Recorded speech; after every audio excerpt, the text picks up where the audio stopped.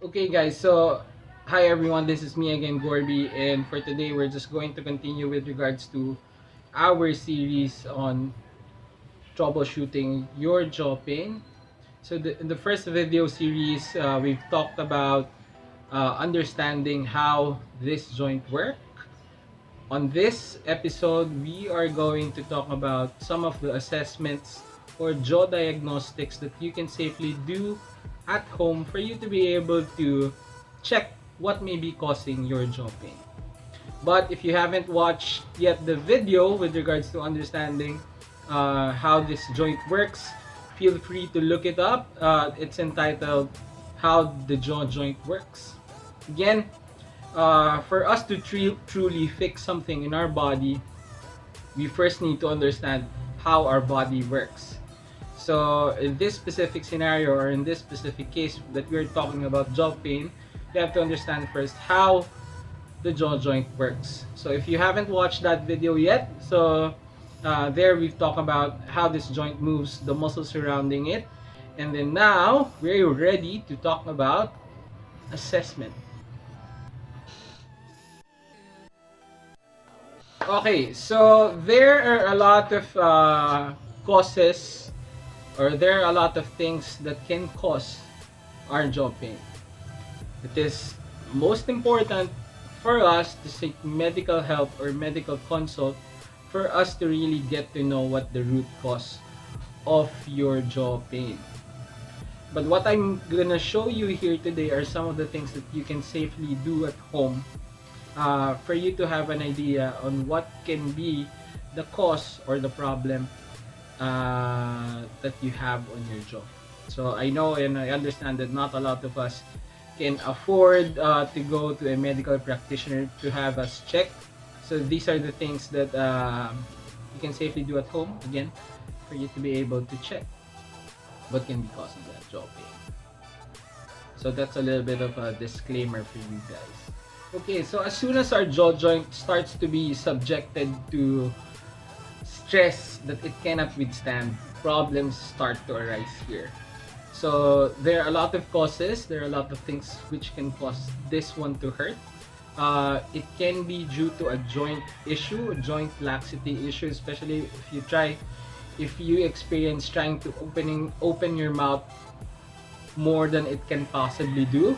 So you might feel that this joint might luxate or it's kind of feel loose, and you might be spraining some ligaments there. It can also be from a joint arthritis. So there's erosion of the joint area here on our TMJ. That causes pain, extreme pain, and some disc displacement issues. Or it could also be from muscles, muscular imbalance, because some of the muscles are working too much and other muscles are working too little. So it creates an imbalance on your jaw pain. You feel that your jaw is a little bit shifted to one side more than the other. Thus, it causes pain.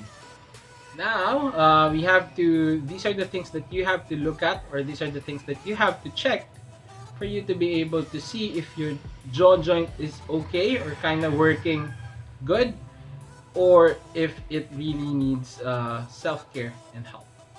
Okay, now with the joint diagnostics or assessment, step one or first assessment that we have to check is how much mouth opening can we do.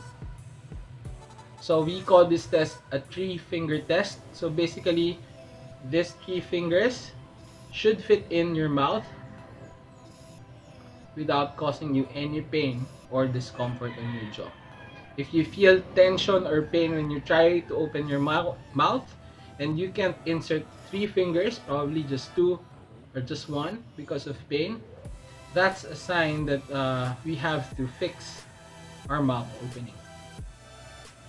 Step 2 assessment is we're going to try to look at our facial asymmetry, because in there we can see how our jaw joint is shifted or out of place. So we're checking the alignment of our jaw joint when we try to do a facial asymmetry assessment or test.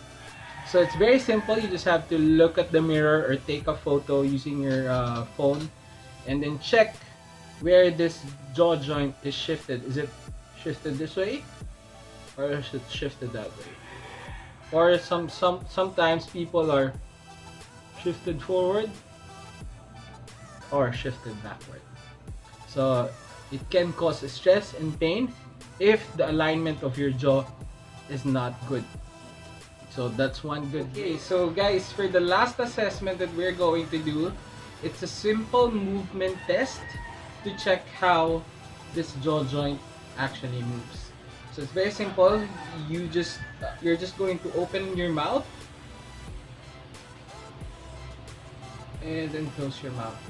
Now, what you have to note here is where your jaw deviates whenever you open and close your mouth. So some people deviate going this way, some people deviate going that way.